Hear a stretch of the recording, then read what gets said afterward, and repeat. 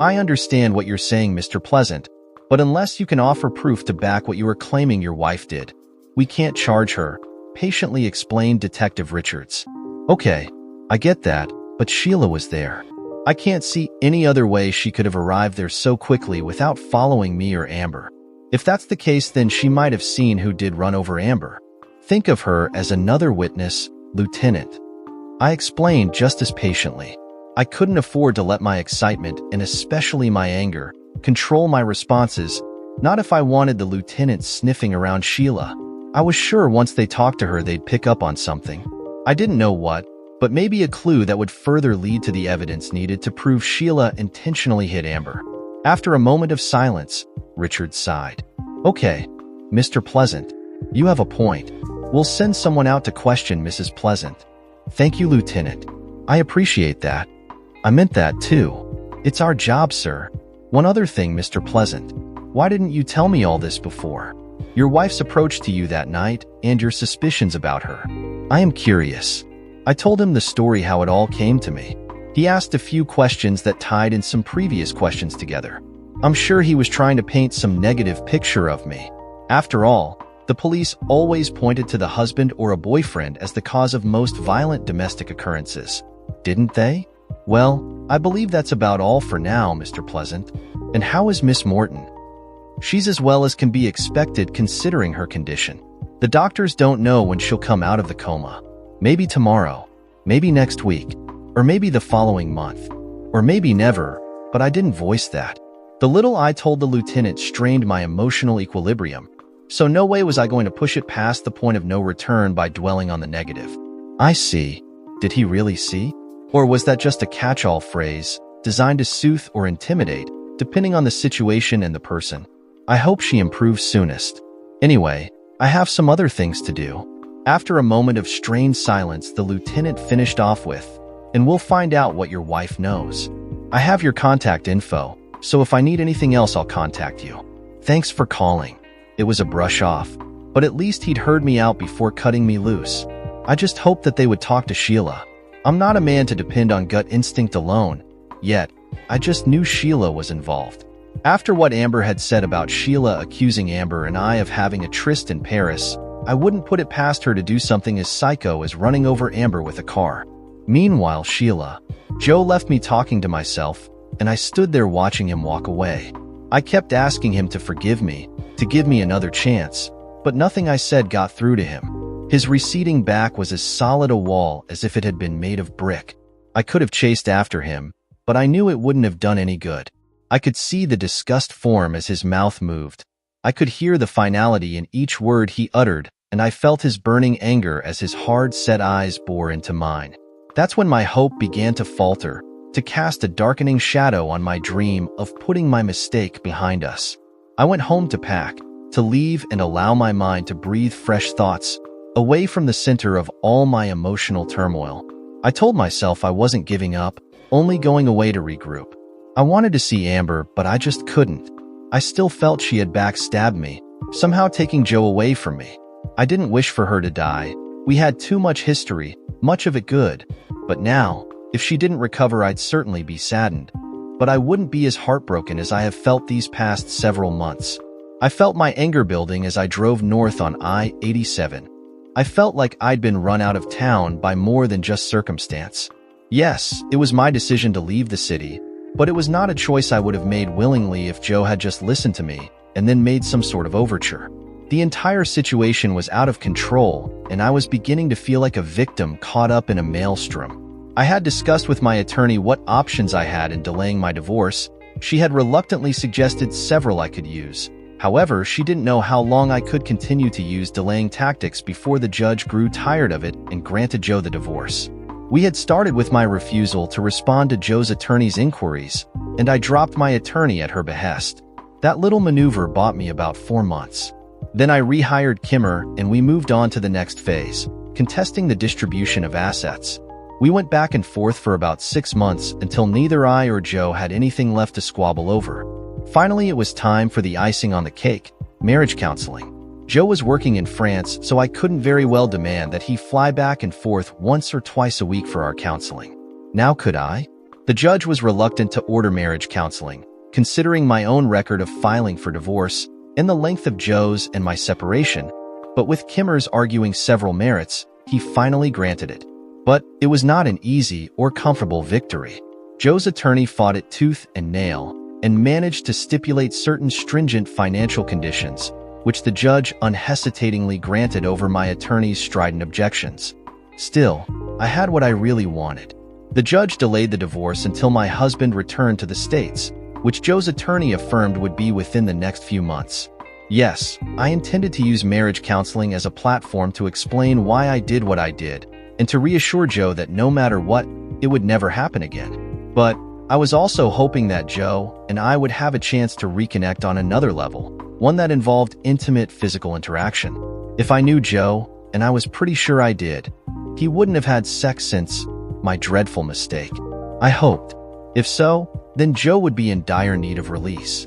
That was my door for a chance to try and put us back together. So I made my plans. Because of the court order for marriage counseling, my attorney had been informed of when Joe would be flying in, and thus I knew. I wanted to be there for Joe, to greet him as his wife, and to let him know how much I had missed him all those months he'd been away.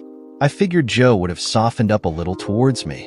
So there I was, dressed in a sexy little number, one of Joe's favorites and one of the few dresses I'd not sullied with my times with John. I had it all planned out. I would walk up to Joe with a slightly seductive but cool demeanor, hug him, kiss him. All performed in a very proper, publicly acceptable manner, but leaving no doubt as to later intentions. As I mentally reviewed my plan for the 1000th time, I spotted my husband walking out of the debarking area towards the concourse, pulling a small case on rollers. I started in his direction when I was taken aback by a large man dressed in a dark suit, walking up to and greeting him. They spoke a few moments and then walked off together toward the luggage pickup. This threw my plan off center, but I hurried to my car, nearly running in my high heels. I received a few appraising looks from men and a few scowls from the women as I quickly ran past them. Normally, I would have enjoyed the male attention, what woman wouldn't, but at that point I didn't care about any of that. Jumping into my car, I steered out of the parking lot and to the drop-off and pickup area. Despite the heavy traffic, I arrived in time to see a large limousine pulling away. I was pretty sure Joe was in it. I saw a few other cars and taxis parked in front, but no sign of Joe. I took off after the limousine, hoping I had guessed right. The large car I'd followed finally slowed to the curb, parking in front of one of the large chain hotels, and out came the driver and then Joe. I watched as they both went into the hotel. The driver was carrying some bags, as was Joe. I was highly pleased with myself, and as I drove slowly past, I could feel my body begin to tingle. My heart pounded with the tension, the excitement, and the expectation of seeing Joe up close. I missed him so much. Oh, why had I let my anger get the best of me? I drove by the hotel several times, but I didn't see Joe again that night. I thought about parking somewhere and walking in and asking for him, but decided against it. Where once I desired a public confrontation, I now wanted privacy in which to speak with Joe. Home was over a 1-hour drive away, so I found a small hotel not too far from Joe's hotel. I wanted to stay as close as possible, to not lose a single opportunity to talk with my husband. I knew that if I could get him to talk to me, I'd have some chance at convincing him that my mistake was not because I needed another man, but that of my anger forcing me into seeking revenge. As I know now, and as I knew then, it was wrong to do what I did. But when my temper flares, it makes me blind to everything but retaliation. I've worked at controlling my temper, and often I've managed to contain it, and then there are those times it gets loose. After a less than fitful night's sleep, I was up before 7 a.m.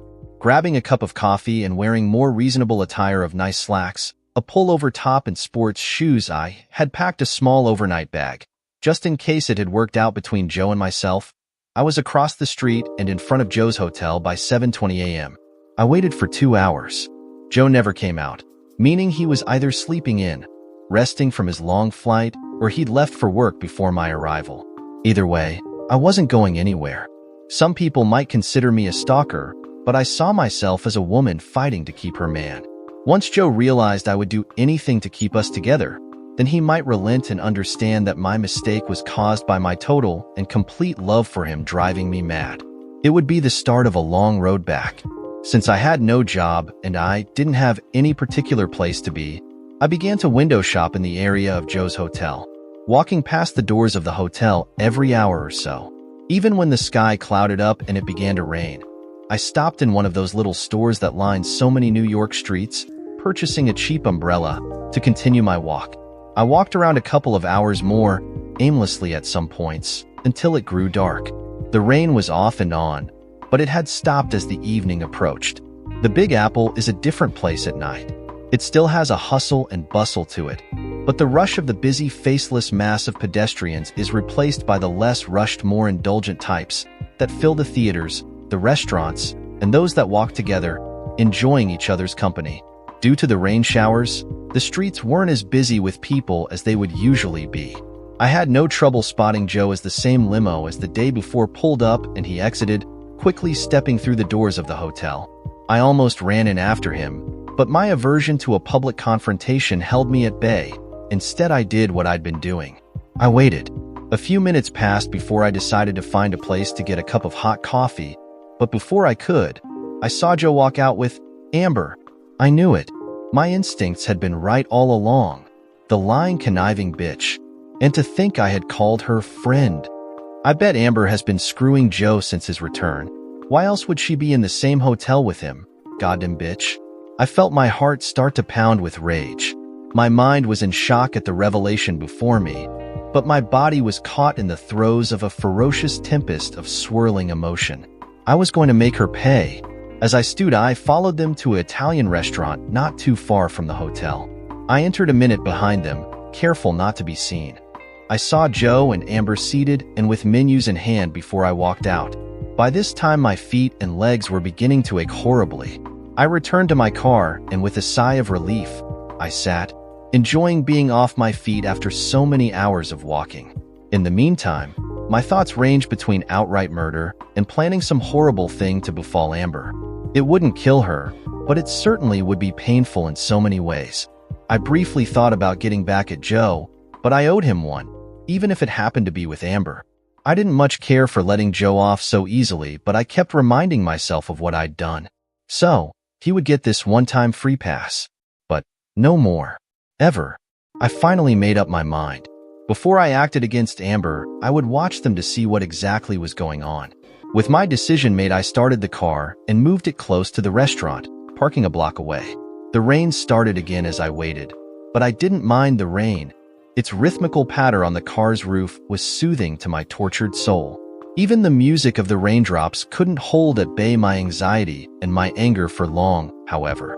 I exited the car, and as painful as it was to my feet, I walked to the nearby street corner across from the restaurant to watch. I was so upset that I'd left the umbrella in the car in my rush to exit the car, but it didn't matter. Minutes later, Joe and Amber came out. I watched them until I saw Joe kiss Amber. The backstabbing bitch didn't even bother to pretend to fight him off. A momentary impulse to run over to them and to beat the shit out of Amber came, but left before I could act on it. I knew I started to cry because I couldn't see clearly anymore.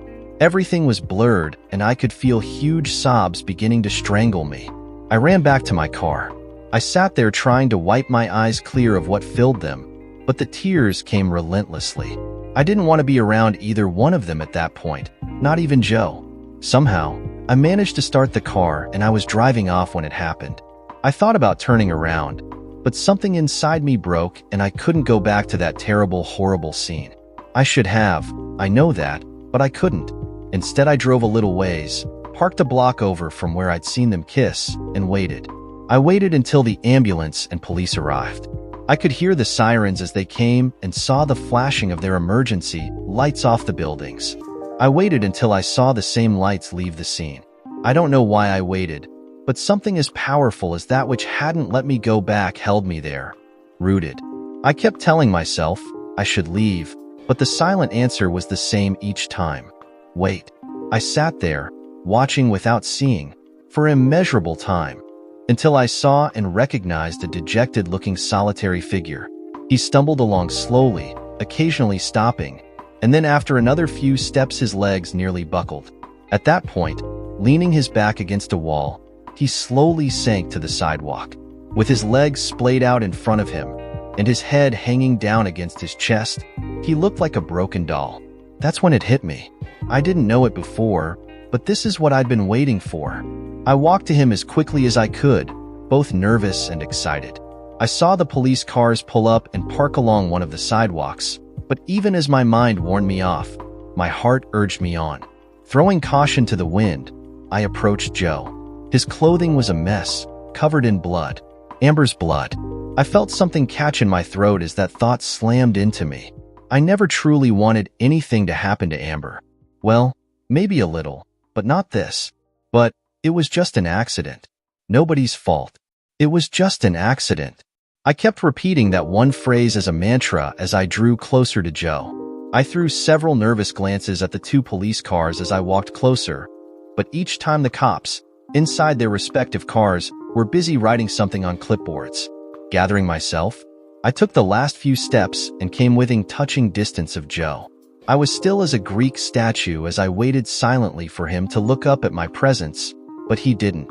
After a few moments, I called out to him, hesitantly, in a low voice, but he didn't move a muscle. For a frightening moment, I thought he might have had a heart attack. Then I noticed the slight rise and fall of his chest as he breathed. I called out to him louder, "Joe." I saw his head move, to rise a little before it fell to his chest again. I grabbed his arm, but Joe was a dead weight and I couldn't lift him. I don't remember what I told Joe, as my thoughts had become jumbled with the fright of what might have been. I couldn't have taken Joe dying. As soon as I saw Joe trying to stand, I was filled with such overpowering joy that I began to cry as I grabbed him and tried to hug him, explaining that I was there to take care of him. When he realized who I was, he became so angry. I couldn't believe the fury that seemed to emanate from his entire being. It was as if a wall of molten lava was gushing out of him. That's when I knew he would never forgive me, even as I pleaded with him to do so. And that's when I realized I had to leave. It wasn't a conscious thought that informed me. It was an intuitive sense that filled me with that certainty. I watched Joe walk off. There I was, driving to my parents' cabin, a cabin that Joe and I had often went to during the better times of our marriage. My parents might not want me staying in anything they owned, but they would never know, and I badly needed the solitude to think, to plan. I couldn't even call my attorney to tell her where I was going, as she would pick up on my state of mind and begin asking questions I couldn't answer. Plus, I already knew what she would say to me in the end. Stay and face the music, but I couldn't. Not now. Maybe not ever. Amber was dead and I was dead to Joe. What did I really have that was worth staying for? Meanwhile, Joe. I continued reading to Amber each time I visited, which was as often as I was in town. In my new position, I was required to travel sometimes. But we had lost one of our regional directors to another company and someone had to take up the slack. So I was traveling quite frequently until we hired or promoted someone to fill the vacated position. I didn't actually have to do it. In fact, any of the other regional directors could have handled it, but I felt it was expected of me. One morning, I was vindicated in that decision when the CEO, Ronald Emerald, stopped by my office to mention how pleased he was with my take-charge attitude and that I was on the fast track to greater things. Naturally, that was a badly needed ego boost, but it didn't stop me from feeling torn at the compromise I'd made. 2 months had passed since the hit and run, and the cops were no closer to identifying who'd done it. Apparently, it had rained heavily enough to obscure the license plate, and the street cam images were of little value. They did identify the make and model of car, but there were thousands of the same type of car in the city, so that wasn't much help either. I had pressed Detective Richards a couple of times with my suspicion about it being Sheila behind the wheel. Although registration records didn't indicate she owned the same car as used in the hit and run, I thought she was smart enough to borrow a car from someone, or even buy a used car with cash, directly from an individual. Unfortunately, Sheila had disappeared. No one knew, or claimed to know, where she'd gone to. By then, even Richards had to agree Sheila's disappearance was suspicious. The police also tried to trace the phone call I received from Sheila, but it had been made from a throwaway cell phone. As I stated before, Sheila was a smart woman. However, Sheila was considered only as a person of interest and not a suspect. Consequently, police efforts at locating Sheila were reduced as other, more pressing, criminal cases came up. I was reading poetry to Amber one evening. It was Dream Pang by Frost. I loved poetry, trying my own hand at writing it while in college, but it turned out I was better at reading poetry than writing it. Admittedly, that opinion is based on the reaction of the girls I read my own poetic odes to. I thought Amber might enjoy listening to more professional rhyming prose than anything I might cobble together, and I have always enjoyed reading the works of the greats. As I finished reading the last 2 lines, "But 'tis not true that thus I dwelt aloof, for the wood wakes, and you are here for proof." I raised my eyes from the page of the book to look at Amber, not because I was expecting any reaction. My reason was simply to gaze upon her visage. The bruises and swelling were gone. Her complexion was nearly smooth, except for the scarring, which had faded slightly. I was still finding it difficult to accept that Amber had lost her leg. What bothered me more was how she would handle that loss when she awoke. The best her parents and I could do was to be there for her emotionally and help with what we could. I feared it would not be enough.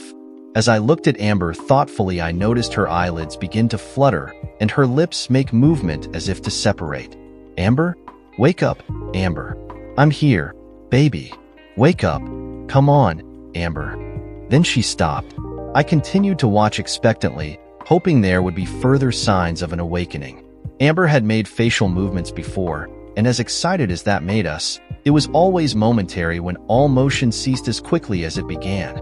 The doctors had explained this was normal and also a good sign, since coma patients who exhibited such motility seemed to have a greater chance of recovering from a coma. After several tension-filled seconds with no other indications of movement, I relaxed and sat back in my chair. I opened the book, reading a few more poems before it was time to leave for the evening. The nurses had come to know her parents and myself very well, and we were even on a first-name basis. And since Amber had no other immediate family, they sometimes let us stay later than visiting hours. Tonight was one of those nights. It was past 11 when a nurse popped in to quietly inform me visiting hours were over. Her parents had left much earlier. At their age, it was difficult for them to maintain long hours at the hospital, day after day, and as they'd learned to trust me, I was often alone with Amber in the evenings. I gathered my things with my thoughts briefly on work, since I had another upcoming trip, with this one requiring at least 4 days away from home. 4 days away from Amber. I had yet to tell Paul and Julia about the trip, but I would inform them tomorrow. I know it would make it that much harder on them, but there was nothing I could do. I'd been promised a new director would be hired any day, but even then it wouldn't help at the moment, as it would take him or her several days to get up to speed. Finished with packing, I had these thoughts on my mind as I kissed Amber's forehead, bid her an audible goodbye, and headed out of the room. "Joe." I was near the door when the strained whisper reached my ears. I didn't react beyond wondering what the nurse wanted. Then it hit me. It wasn't the nurse calling my name. I spun to face Amber, but she was as motionless as all of the hours and days since she'd been here. Elated by what I thought I'd heard, I moved to stand next to Amber's bed. There was no obvious sign that Amber was conscious, however. I leaned forward, bringing my face close to hers, closely examining her features for any indication of change. I called out her name in a voice nervous with excitement. Once, twice, nothing. I spent a few more seconds studying her as my hope began to dip. Sighing in resignation, I straightened up, disconcerted by what was obviously my mind playing tricks on me. I once more made to exit the room. With my hand on the handle, I heard it again. "Joe." I spun and rushed to Amber's side. I still didn't see anything to make me think Amber was wakening. Yet, I waited. I forgot the nurse's reminder of leaving as I waited for Amber to say my name, or to say anything else. Suddenly, her lips opened slightly, and without moving them further, I heard my name uttered. Only this time the "oh" at the end sound was drawn out. "Amber, I'm here. Baby, I'm here. Come on, sweetie, say something again." "Joe?" "Yes, Amber, it's me. Joe, can you hear me, baby?" "Joe." I didn't understand. Why was she repeating my name? Why didn't she say something else? Growing concerned, I reached for the call button.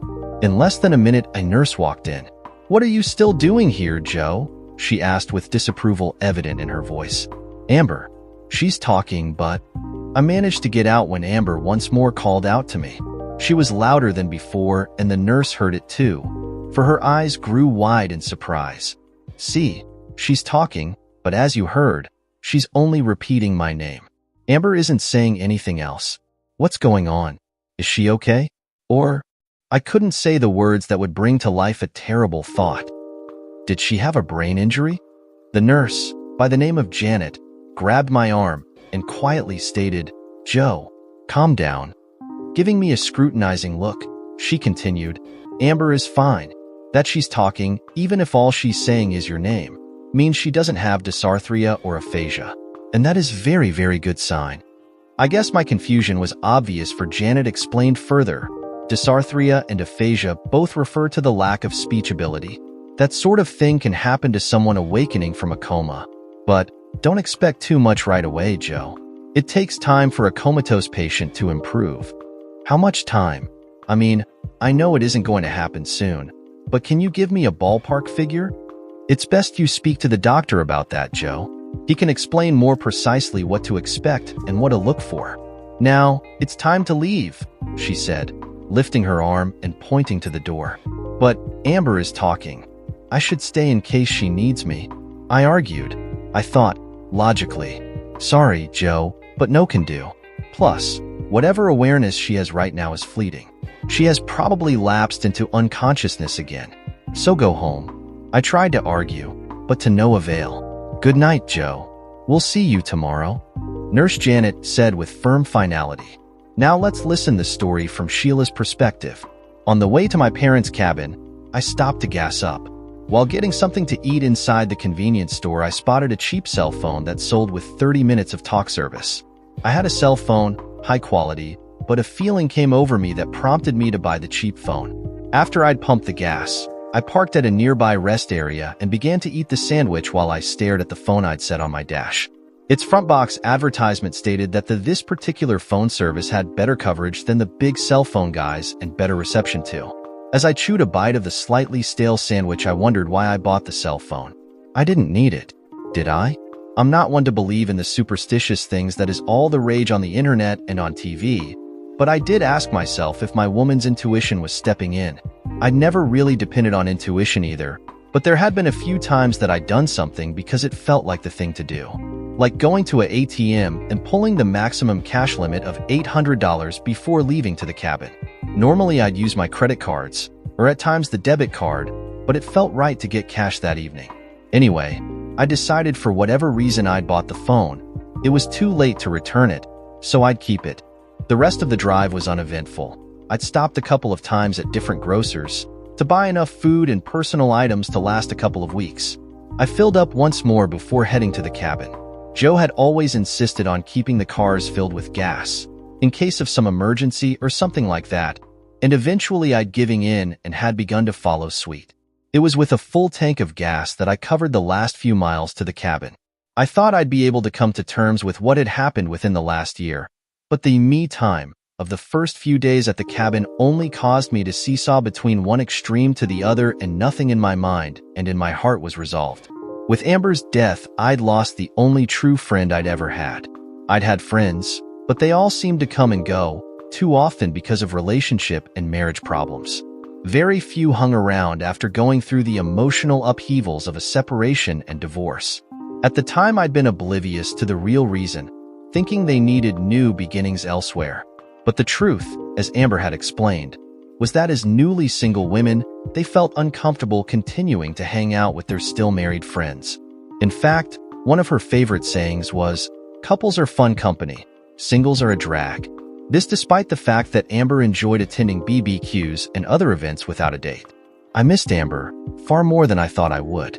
We'd been through so much together, from elementary school until... If things had gone on as they were and nothing had happened to Amber, I might not have ever forgiven her for chasing Joe, but now, I'd forgive her any transgression, if only she were alive. It was several weeks of moping before I finally got the nerve to call Joe. I knew what he'd said that night. It was burned into my memory, but I missed him so much. Maybe my guilt was preventing me from moving past it. Maybe I needed to make it up to him for my own sense of cheating to dissipate. I don't know. All I knew is that it was killing me not being with him. After a couple of weeks of sleepless nights, one morning I walked outside to watch the sun. For it to rise above the hills in all its golden glory. As it rose, Its rays warmed my face and somehow filled my heart and soul with renewed determination. Even after the morning had become midday, my mind raked each thought that entered, removing all falsehoods and leaving raw, bare facts. Joe probably didn't love me anymore. If he had done to me what I'd done to him, I wouldn't love him either. But also, I knew that with time, there might be a chance to overcome the battering his heart had taken. It wouldn't be easy, but unless I tried, there wouldn't be even a chance. Next, I had to willingly accept whatever shit Joe dished out. In the past, I'd been the assertive one in the marriage, but I could no longer afford to push my desires and wants ahead of his. Not that I wanted to, but old habits die hard. I wouldn't argue with him. I wasn't going to be submissive. No. Instead, I'd suggest options to things that involved us both and ask questions designed to make him think. I would be sweet and smile and even laugh at his words, but I would never laugh at him. I'd laugh with happiness. Not that I'd not been happy before all this, but my happiness had never been fully expressed. Finally, I'd be understanding of all his needs, making sure to meet them all. If he wanted sex and love, I'd be his passionate lover. If he wanted filet mignon instead of hamburger, I'd be his personal chef. If he wanted children, I'd be the best mother ever. If he wanted time alone, I'd leave him be but stay close in case he needed me.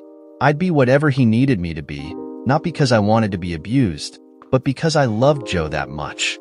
With my mind's eye fully aware and a renewed spirit, I was ready to enter the cabin to begin packing and to return home, when I saw the cell phone I'd bought still sitting on the dash of my car. Without thinking about it, I got the phone package, opened it, and set about activating the phone. Even without a nearby cell tower, the phone worked as advertised. In minutes I was set and called Joe at work. It went as I expected, but at least I got to hear his voice. Undeterred by his relentless attitude, I drove away from the cabin with a solid plan in mind to make my way back to Joe. I was feeling much more content than I had in a long time. Meanwhile, the cell phone went off just as I was getting into the cab to leave to the airport to begin my business trip. Without looking at the display or thinking who it might be, I answered the call. Actually, I expected it to be my office with some last-minute detail. Hello, Pleasant speaking. What did you forget to tell me, Ian? Mr. Pleasant, sorry to disappoint, but this is Detective Richards, explained the gravely voice. I hadn't heard from the lieutenant in weeks, so his call was unexpected and caught me completely off guard. But then the implication of the call hit me. Still, I wasn't ready to jump to any conclusions. Too much of that had gone on already. With a carefully modulated voice, the one I used at the more serious business meetings, I asked, "To what do I owe the pleasure of your call, Detective?" "Mr. Pleasant, how soon can you get to my office?" asked Richards, just like a cop, replying with a question to a question. Why? Two could play at that game. I plainly heard a loud sigh through the phone. "Joe, it's about your wife. And that's all I will say over the phone. Now, how soon can you get here?" grated out the lieutenant, his patience apparently quickly stretched thin with the game. "I see," I replied with a hint of doubt. I might be slow at times, but I was not stupid. I learned. A deep chuckle came through, then, "Touché, Mr. Pleasant." I relented at that point. "I'm leaving to the airport to attend a business meeting in California, Detective. But I'll delay my departure and swing by to talk to you on my way to the airport. I'll be there within the hour. Is that good for you?" "That's fine, Mr. Pleasant," Richards replied with the same undertones as his usual "I see," probably meaning it really wasn't fine. With my own sigh, I hung up and dialed my office, making arrangements for a later flight. "Sit down, Joe. This is not going to be pleasant." "No pun intended," said Richards in greeting as he shook my hand. One thing about this cop, he was direct. No beating around the bush. I suppose the shock value of such directness elicited more confessions than the good cop or bad cop routine. Me, I was used to it, both in my line of work in dealing with various people and, of course, dealing with Lieutenant Richards. Aside from his little joke, Richards' directness simply put me on guard, so with a bad feeling, which had my stomach tightening up. "Nothing concerning my wife is ever pleasant, Lieutenant. So what do you have?" "We found her, Mr. Pleasant." "Only," began Richards, before stopping and shrugging his shoulders. Only we can't question her. His eyes looked at me carefully, apparently gauging my reaction to his cryptic statement. I pondered his words for a moment, deciding there was something ominous behind it. I remained silent, waiting on Richards to continue. He sat back, heaving a deep sigh, before continuing. "Where were you on?" He opened a folder atop his desk, looked at something in it, before continuing. "On Wednesday, May 16th at about 2 o'clock in the afternoon?" His steady gaze scrutinized me, and it was far from friendly. I reached for my BlackBerry, without breaking eye contact with the lieutenant. I raised the phone until its display screen was within my view, and quickly checked my appointment calendar and personal notes. In a neutral voice, I stated, "I was in my office. As it goes, at 10:12 a.m. Sheila called me on the office line. Shortly thereafter I called you, at 10:26 a.m. I explained my thoughts to you of what Sheila had done. By 11 a.m. I was in the midst of a meeting with several of my directors. I was in the meeting until 12:10 p.m., at which point I went to lunch, returning at 1 p.m. I ate at the Blue Pelican. There are several witnesses, and if necessary, a video record that will prove my whereabouts during that time period." Richards grunted acknowledgement of my itinerary as he closed his folder. "What's this about? Why can't you question my wife?" That bad feeling I had a minute ago was now full-blown indigestion, and my nausea had ratcheted up a notch or two. Dropping his gaze a moment, Richards blew out his breath nosily before looking at me again. "We can't question her because she is laying unconscious in an Albany hospital." I looked at him with, no doubt, a big question mark on my face. Frowning, whether at me or just at life, Richards continued. "Apparently she was forced off the road by a speeding vehicle and ended up at the bottom of a ravine. Someone saw the accident and reported it. The state police, the local sheriff, and emergency medical services responded quickly enough to save her life. But she's in an artificially induced coma. Her doctors expect her to make a full recovery, but it'll be at least another 2 weeks, maybe longer, before they'll bring her out of the coma. She sustained some fairly serious head injuries, and she needs to heal before the doctors will risk wakening her." At first, I sat there dumbfounded as Richards ended his recital of the incident. I heard his words clearly, and one part of my mind was processing them into a coherent and logical pattern, while another part of my mind sought the emotional effect and its impact. I wasn't sure what I felt, but what had happened to Sheila didn't seem to bother me. Yet, at the same time, something dark seemed to wiggle around just below my consciousnesses. Then there was the irony. Now, both Amber and Sheila had been involved in auto accidents. Amber was in a coma, and although the doctors couldn't bring her out of it, the signs were she was coming out of it on her own. Sheila, on the other hand, was in a chemical coma, and the doctors could bring her out of it at will, but wouldn't until later. Sheila reaped what she had sown. I started to laugh. I laughed until I had tears streaming down my face. I laughed until I felt like I was going to retch. I laughed until Richards, along with another plainclothes cop, shook and slapped me back to my senses. When I had calmed down, I noticed I held a paper cup of something that smelled like whiskey, only more vile. As Richards explained something I really didn't care about one way or another. "Take it easy, Joe. Sheila is going to be okay. I spoke to her doctor. She won't be dancing the night away anytime soon, but eventually she'll recover." After taking a sip of the liquid in the paper cup, which burned like acid, I asked, in a somewhat steady voice, "When did Sheila's accident happen?" "The same day she called you, Joe." I did a double take, asking the lieutenant to verify that, which he did. "What? That was nearly 2 months ago. Why did it take so long to find her? Or did you know about this from the beginning?" I asked Richards in an accusatory tone. "No, I didn't know until a few days ago. And I wasn't sure it was your wife until the hospital sent photos of her to us yesterday," Richards explained, tossing some color copies at me.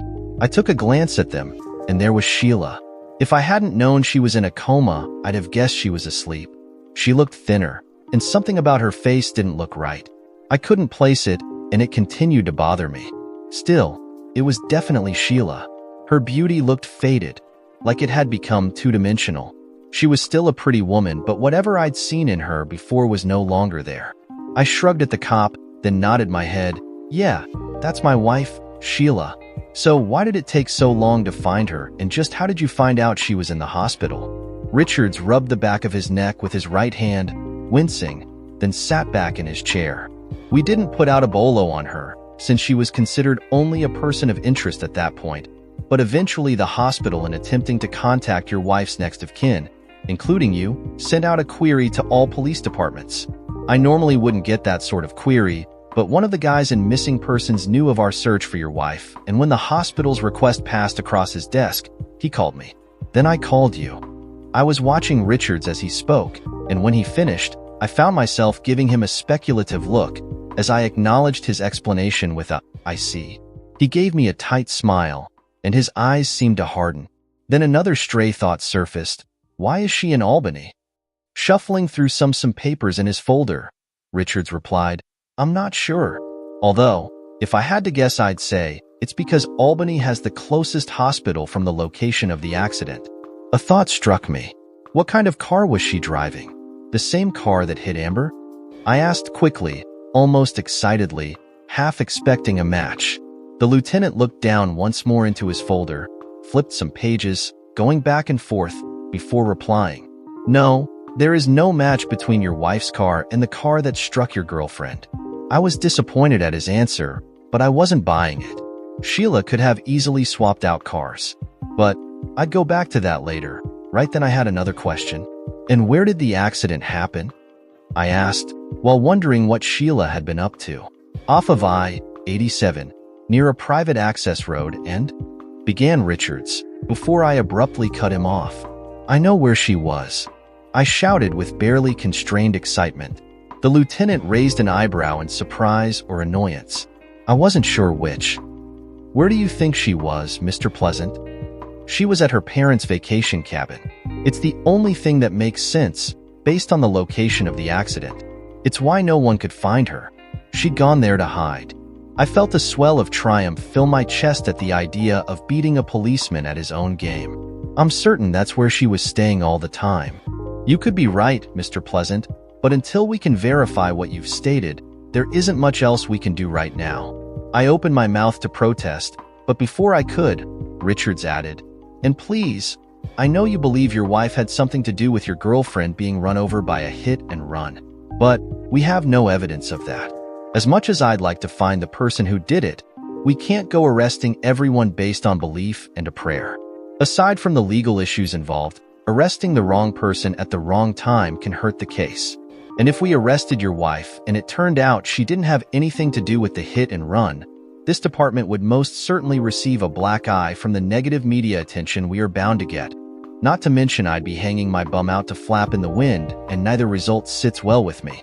So, remain patient and we'll talk to your wife. If she's involved, we'll find out." "Okay."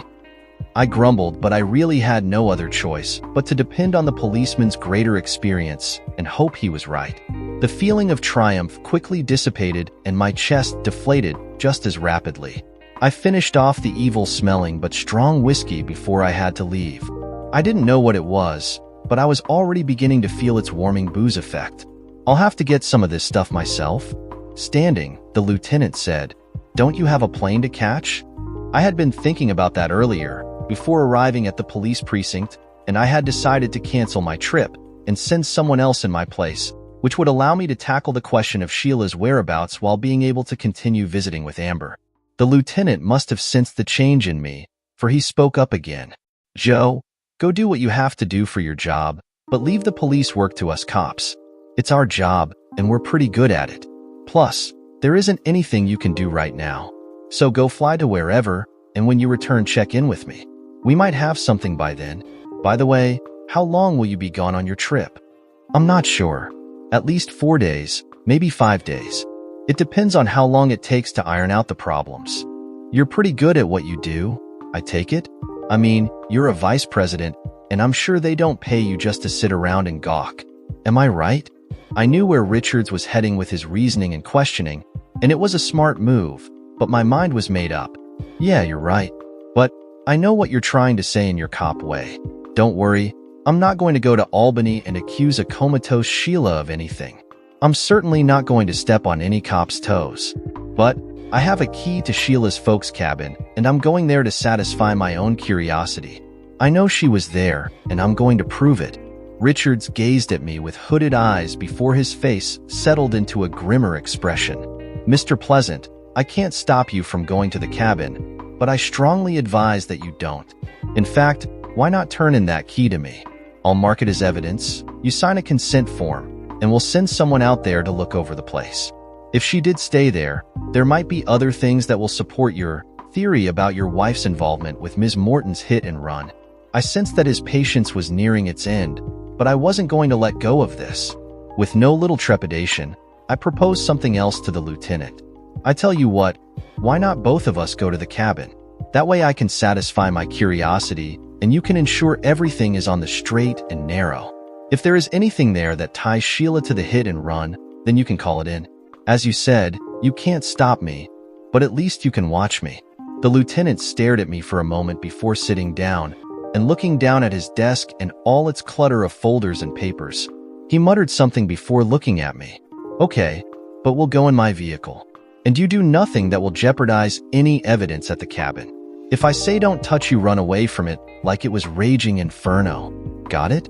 Also, you're buying lunch," stated Richards with a serious expression, although I could have sworn I saw a twinkle in his eye when he declared his last demand. I nodded and stood, saying, "Sounds like a plan. Let's go. Don't you have to call your office or someone to cancel your trip?" "Lieutenant Richards, as you've already said, I'm a vice president of a very large corporation and I know my job very well. With that said, I've already taken care of those arrangements." The look the cop gave me would have felled a lesser man, or a slightly less sober one. The road trip was uneventful, and Richards, whose first name turned out to be Bernard, not Bernie, or Bern, or even Ben, but Bernard, was actually a decent fellow when he wasn't being a cop. We didn't have any heart-to-heart talk on the trip, it was just guy talk, which included sports, politics, and women. During our stop for lunch, Richards mentioned he was divorced, but he didn't explain why, and to be honest, I didn't care why he was divorced. Anyway, we killed time until we arrived at the cabin. I could tell the cop was back on the job when he told me to wait in the vehicle while he had a quick look around. Before leaving New York City, Richards had called his superior to have one of the local county cops meet us at the cabin. Richards was all about doing things by the book, dotting the I's and crossing the T's, which was fine by me, but the other cop hadn't arrived yet. A few minutes later, Richards returned, explaining we would wait until the local police arrived before entering the cabin. I pulled out my BlackBerry intending to do some work, but I had no signal. Neither did the lieutenant when he tried to use his laptop. With nothing else to do, I decided to take a walk. It had been at least 4 years, if not longer, since I'd been up to the cabin, and I was curious to see how the surrounding area had fared after the last year's horrendous storm. With Richard's words of warning not to go too far since he wanted to inspect the cabin as soon as the other cop arrived and head back to New York City before it grew dark, I headed out. I wasn't wearing my 3-piece suit and Italian loafers, as I'd gone home to change before meeting up with Richards, and soon I was deep in the surrounding woods.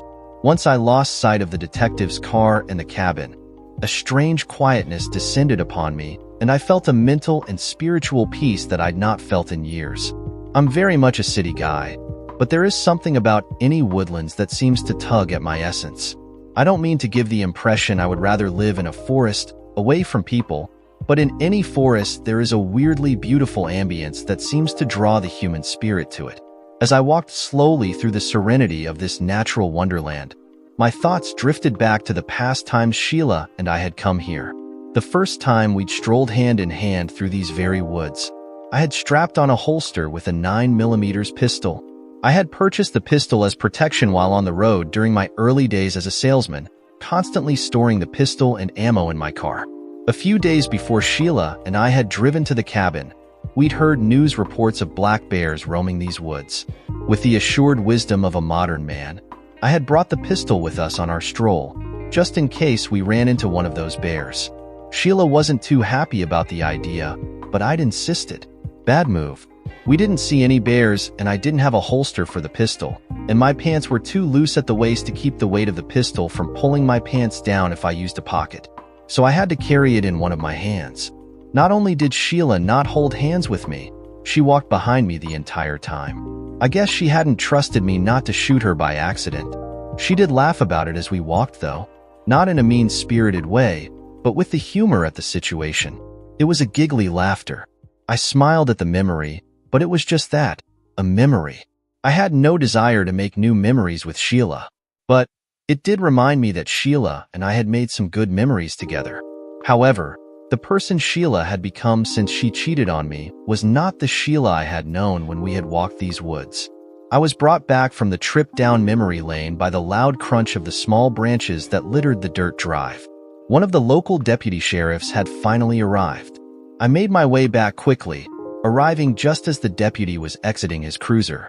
Detective Richards was already standing near where the deputy sheriff's cruiser had pulled to a stop. "I'm Greene County Deputy Sheriff Alicia Holder. Are you Detective Richards?" Did I say he? It was a she, but her hair was cut extremely short and her figure, well, if her starched and flat-pressed uniform with razor-sharp creases was any sort of clue, she had little, if any, shape to her. The deputy was slim and tall for a woman, and she wore no makeup, so at even a short distance it would be easy to mistake her for a man. Until she spoke. Her voice was pure female, with a slight, but definitely cute, lilt. She was no beauty, at least in my eyes, but Richard seemed to react a little funny to her.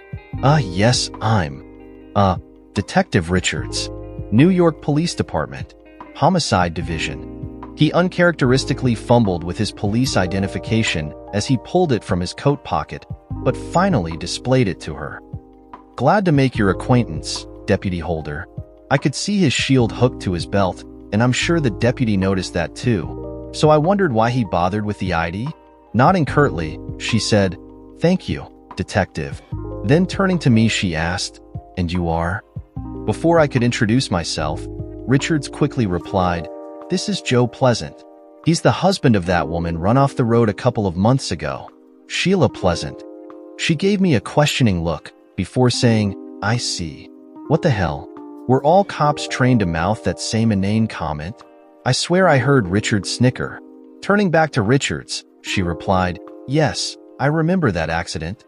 I didn't get the call, but I saw the reports and what little there was of it in the news." Eyeing me once more, the deputy continued, "So, what exactly are you gentlemen doing in my county? This is a little out of New York City's jurisdiction, Detective. We are following a lead that involved a hit and run that occurred in New York City. I was assured by your department that the New York City Police Department would keep the lead on this case and have the full cooperation of your sheriff's office." Turning to Richards, she looked at him critically. "I see." It was my turn to snicker. The lieutenant pointedly ignored me. "What exactly do you want me to do?" asked the deputy sheriff calmly, but I could see she was not happy about the situation. After Richards explained what we were hoping to find and why, the deputy nodded slowly, saying, "I can do that. Who has the key?" This time, before Richards could say a word, I pounced. "I do." "Okay, let me have it," she ordered. Before I could protest, she continued, "I know you have a key, but as I understand it, you don't own this cabin, correct?" I nodded. "You're allowed its use because you're married to the daughter of the owner, correct?" "Yes, but you are also in the process of divorcing the daughter of the owner, correct?" She waited for my reply. After a moment, I simply nodded, not bothering to voice anything. I knew where this was going. I spied Richard smiling like he ate the canary. "I hate cops, especially when they stick together. So you have no real legal right to use the key to enter that cabin, because your intent has already been established, which is to divorce the owner's daughter. In fact, you've already filed for divorce, correct?" Finally, she had reached a point I could stop the line of reasoning she was using. "Incorrect, Deputy. I do have a legal right to enter and remove all of my personal possessions out of all dwellings that my wife and I own or have used, including this cabin, which I haven't yet done." She stared, first with a disbelieving look, then a shrewd one. "Do you have a copy of that court order, Mr. Pleasant?" "No, I don't." A look of what seemed like triumph crossed her face before I continued. "But I do have an image of that order on my BlackBerry. Can I pull out my cell phone without you two going for your guns?" Neither of the two cops thought that was funny. I showed them the court order on the BlackBerry. It wasn't easy to read, but they both agreed that it seemed to be in order. With a look of disapproval, the deputy agreed to allow me to open the door. Richards once again reminded me not to touch anything upon entering until he and the deputy had examined the interior of the cabin. I readily agreed. As if I had a choice, I looked around, careful to stay out of their way, not touching anything. Although I did have a few of my things in the cabin, I didn't see anything that I wanted to take. Both cops, wearing blue Nitrex gloves, looked through everything. Cabinets, stove, the refrigerator, drawers, and even under the beds, and in places I would never think of looking. Everything was neat and clean. The most important find was the cans of food and a partially used loaf of bread. The freshness dates were recent and had not expired. Except for the bread. The consensus was that someone, probably Sheila, had stayed at the cabin and within the last 2 to 3 months. But, explained the cops, to be sure, they had to verify if Sheila's parents had stayed at the cabin, or perhaps had allowed some friends of theirs to use it. I understood they were just covering all the bases, but it didn't do anything to change my own certainty of who had been in the cabin. Also, before leaving, I saw Richards laughing and talking to the female deputy, and she was genuinely smiling at him. I can't say it made her beautiful or even cute, but somehow, it made her look more feminine. On the way back to New York City, I noticed Richards had a whimsical smile. I asked if he had gotten her number. He told me to shut up, it was police business. Yeah, he had gotten her number. One evening, a few days after my return from the cabin, I was sitting in Amber's hospital room talking with Mr. Morton. His wife had left earlier. She hadn't been feeling well and went to where they were staying to rest. We had been discussing which football teams would make the Super Bowl this year, when Mr. Morton abruptly changed the topic. They were returning home to Maine. They'd be back on the weekends to see Amber, but they could no longer afford to stay every day in New York City. I kicked myself mentally when I heard this. I hadn't even thought about where her parents were staying or what their stay was costing them. The only time I met with them was in the hospital, and they'd never invited me to where they stayed, which turned out to be a small efficiency apartment, leased on a monthly basis, about 20 miles from the hospital. It was a low-rent district and not a very safe one at that. I was surprised they hadn't yet been mugged or worse. How about if you didn't have to pay for a place or utilities?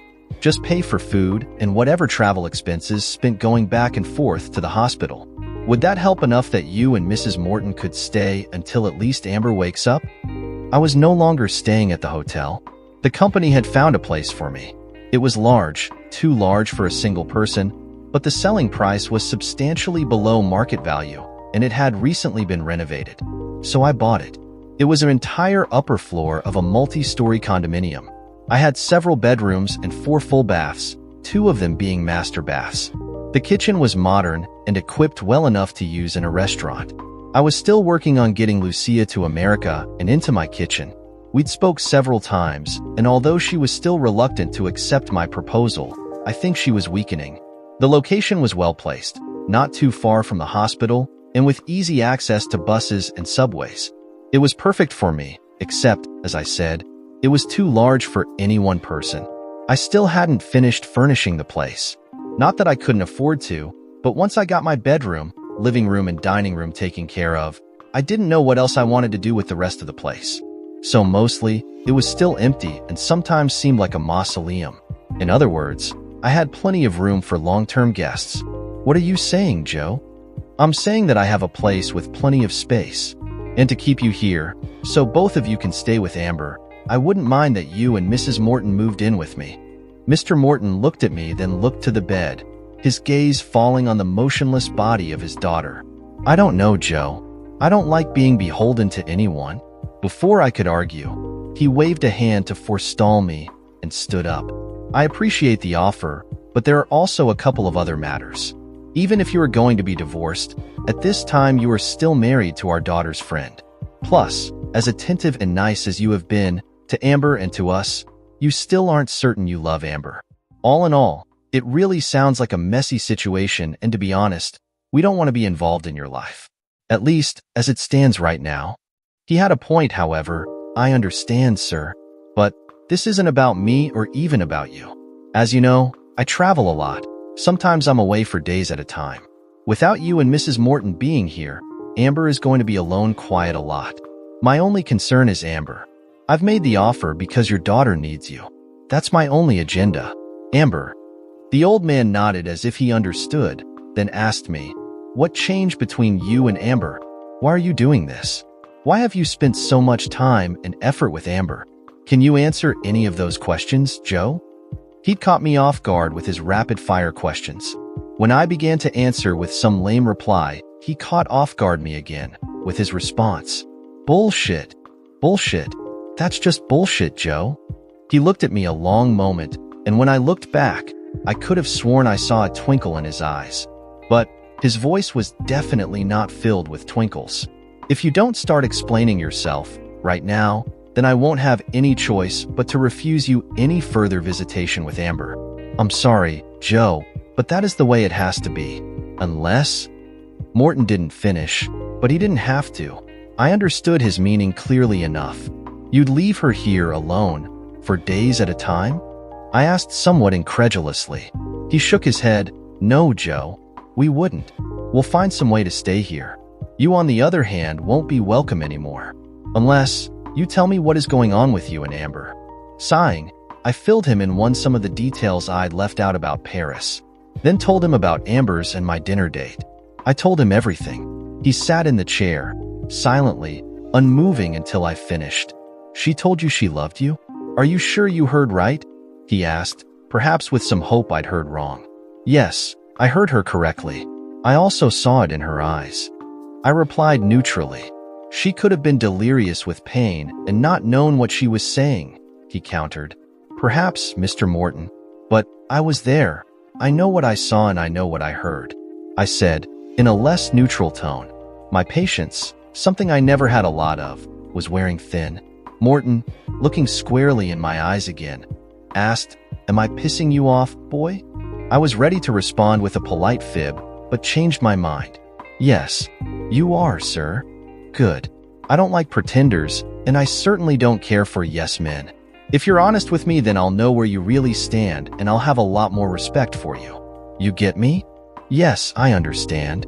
He nodded again and once more surprised me when he asked softly, "Do you really love my daughter, Joe?" I wasn't sure how to reply until I realized he really expected an honest and open answer. I kept it simple. "Yes, I do." "Okay, I'll accept that for now, but why do you love her?" Why did I love Amber? That was the question. I wasn't sure I knew the answer to that question. Yet, I had to try and explain. "I'm not sure. After her accident in Paris, she changed. While she stayed with me, I got to know her a lot better than I had in the previous years. Something clicked. In both of us. I truly enjoyed having her around, although it was very confusing. I mean, after disliking her for so long, it felt really weird to suddenly begin liking her. Still, when she finally left to return to the States, I missed having her around. Yes, I know. I was lonely and alone and all that, but it is more than simply getting used to having her around. By the second week, I really liked having her around. Her unreserved laughter made me smile, then I'd join her. Her easy smile made me feel weak at the knees. When she looked at me with those beautiful blue eyes, my mind would go blank. And when she did both at the same time, well, it was all I could do to continue being a gentleman. I realized who I was talking to and I stopped speaking. Glancing at him, I saw he was wearing a lopsided grin. "Go on. What else makes you think you love her?" Embarrassed now, I continued. "We never had sex, but we did kiss. The night of the hit and run. That kiss. I'd never felt what I did when we kissed. Not even with Sheila. And I knew she felt the same." Noticing the amusement on his face, I stopped talking again. My face felt like it was on fire. "Okay, son, I understand," said Mr. Morton, sadly. "I guess you do love her. I just hope that you'll get your divorce situation with Sheila resolved before you try to take it any further with Amber." "Yes, sir. I will. I promised." After a few seconds of uncomfortable silence, he spoke again. "Okay, Joe, I'll take you up on your offer." I started to express my enthusiasm, but he cut me off. "On one condition, that I pay for half of the utilities and give you something for me and the missus staying with you. It won't be much, but we'll give you whatever we can spare. Okay. With that understood, in 3 days I had them moved in, but not before I asked Mrs. Morton what bedroom decor she preferred. I told a little white lie, and as it turned out, an expensive one at that. I explained that I was decorating one room at a time, trying to find just the right ambience for each of the rooms, and that I was fresh out of ideas. If she could please lend her lifetime of expertise to my problem. The first room to receive such treatment was, of course, the bedroom they would use. I also told her that she had a large budget to work with. She spent the next 2 days, before moving in, going from furniture store to furniture store, looking at all sorts of styles and colors.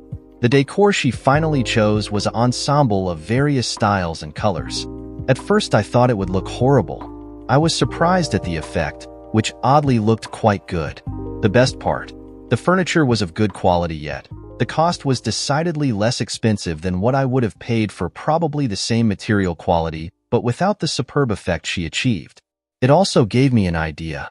Although Mr. Morton didn't like the fact that I was paying for their furniture, he was experienced enough and wise enough not to get in the way of his wife once she started.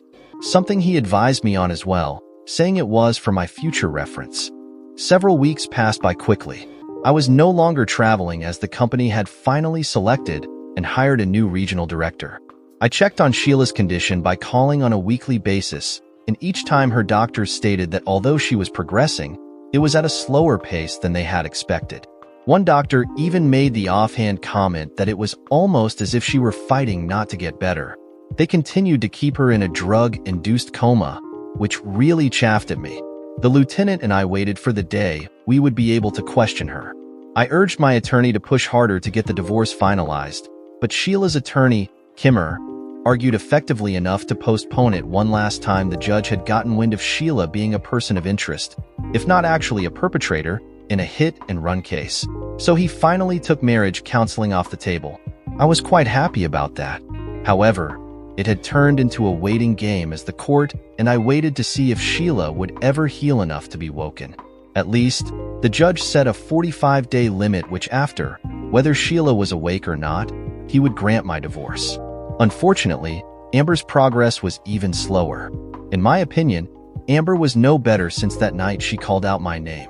From time to time, her eyes would flutter open for a few minutes, but they remained vacant of any expression. It reminded me of a newborn child's eyes, not focusing on anything because they didn't see anything because the brain didn't know anything. It wasn't easy to watch the woman, who was once an enemy but no longer, just lay there, partially legless, with no awareness of those around her. The doctors assured her parents and I that it was a positive improvement to her condition, but when we asked, they couldn't say exactly when she would recover enough to wake up. Another waiting game. Then it happened. I had just entered Amber's hospital room to relieve Amber's parents so they could head home. Home being my place. Actually, if I was honest with myself, it was our place. The Mortons had finally made themselves at home. They'd started as welcome guests, but in the ensuing weeks had become close friends, and were now quickly becoming family. Mrs. Morton had taken over the cleaning, washing, and cooking. Mrs. Morton was no Lucia, but her cooking was delicious in its own way, even if it was a bit on the healthier side. Her husband was on a limited diet, not so limited that it was bland, but fried foods and starchy foods were a big no-no in her book. She'd also taken charge with furnishing the rest of the rooms in the apartment. As I was saying, I just arrived at the hospital, and while talking to the Mortons, before they left to go home, we heard, "Mom, Dad, J-Joe." Her voice was but a loud, strained whisper, and cracking from long-term disuse, but it was distinct and clear enough for each of us to realize it was Amber who had spoken. We turned as one, to stare in disbelief and joyful surprise at the form in the hospital bed. I was the first to recover from the shock. Tentatively, almost fearfully, I asked softly, "Amber, are you awake? Can you hear me?" "I am awake. I can hear you." Her eyes were open, and she was looking right at me as she struggled to reply. "Why are you whispering?" she asked, her curiosity evident even in her broken speech. Behind me, I heard Amber's mother screech, "Oh, Amber." Her dad said something about getting a doctor, and then I heard his rapid footsteps leaving the room. I was overjoyed yet cautious, hoping this was not one of those other brief periods of seeming awareness Amber had displayed over the last few months. With that in mind, I moved closer to Amber's bed to make it easier to hear her and just to be close to her. "What's wrong?" Moving her head around, her eyes took in the room. "Where am I?" Her voice had grown slightly stronger, with less cracking. I watched her lips move. Pale lips dried to near flaking and slightly caked white with dried saliva. Yet, to me they remained as desirable and sensual as that fateful night that put Amber in the hospital for so long. "You're in a hospital, Amber," her mother answered quietly. "What? Why?"